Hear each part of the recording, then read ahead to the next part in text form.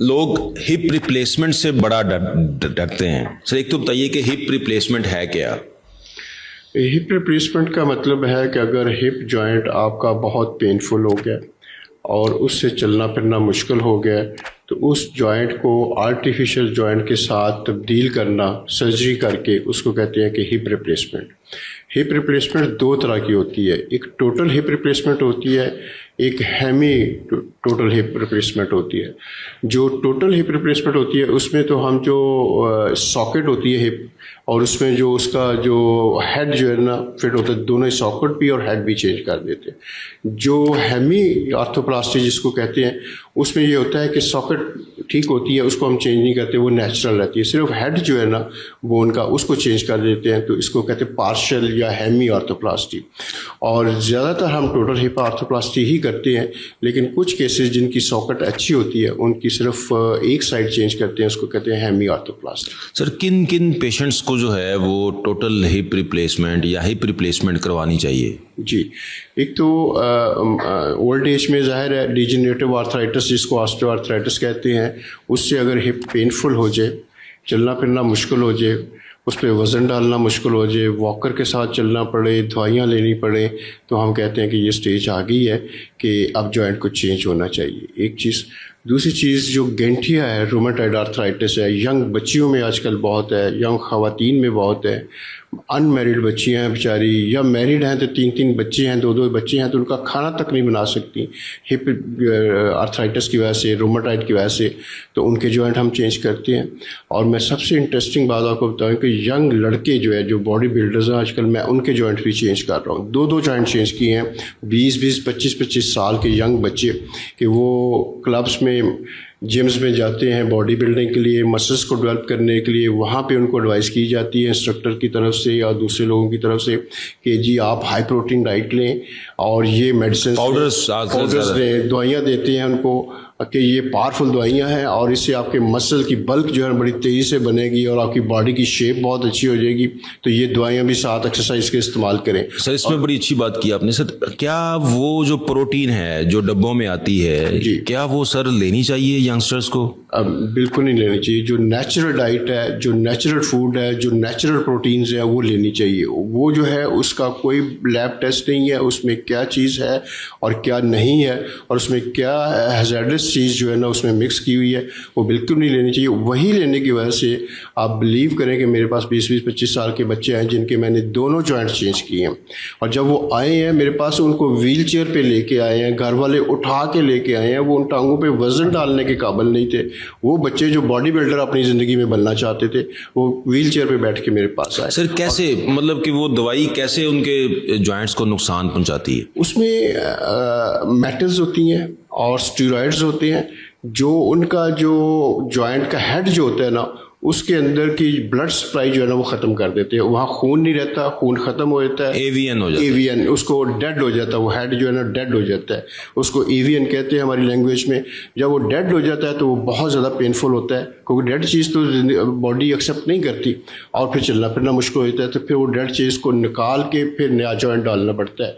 और मेरे पास एक बहुत बड़ी सीरीज़ है यंग बच्चों की जिनके मैंने दोनों जॉइंट्स चेंज किए हैं और फिर वो दोबारा चलने के काबिल हुए हैं और अब वो दोबारा अपनी जॉब्स और जो काम कर रहे थे वो दोबारा कर रहे हैं। अच्छा सर, टोटल हिप रिप्लेसमेंट के बाद क्या ये जॉइंट सारी जिंदगी जो है, इसकी जो लाइफ एक्सपेक्टेंसी मैं पूछना चाह रहा हूँ कि क्या एक ही दफ़ा या फिर दोबारा भी आपको ये करानी पड़ सकती है?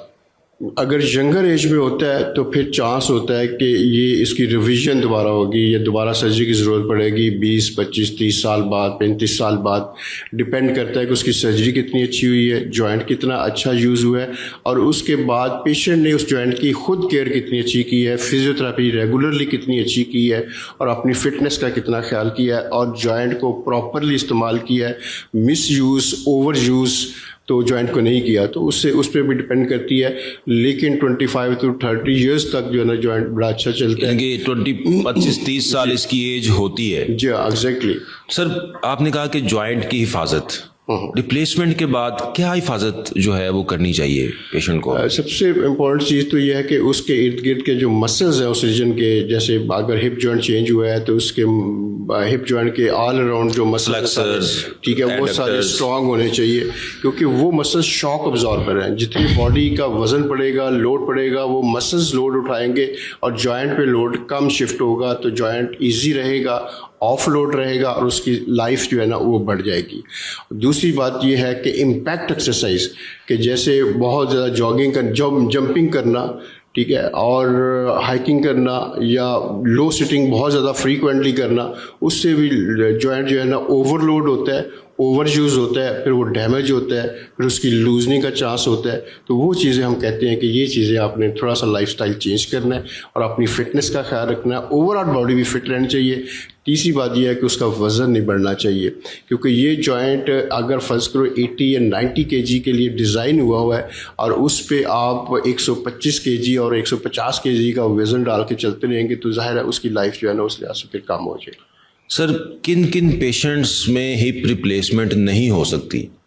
जी, वो पेशेंट जो अनफिट है टोटली, ठीक है, मेंटली स्टेबल नहीं है, मेडिकली स्टेबल नहीं है, उनमें फिर जॉइंट रिप्लेसमेंट करना मुश्किल होता है, मुश्किल हो जाता है। और वेट जो है ना, वेट अगर उसकी जो वेट है वो कितना बहुत वेट होना overweight है। चाहिए आइडियली हिप रिप्लेसमेंट के लिए? वेट कितना होना चाहिए? वो डिपेंड करता है कि उसकी एज और उसकी हाइट, ठीक है, और एक्टिविटी लेवल, ठीक है, उस पर डिपेंड कर रहा होता है।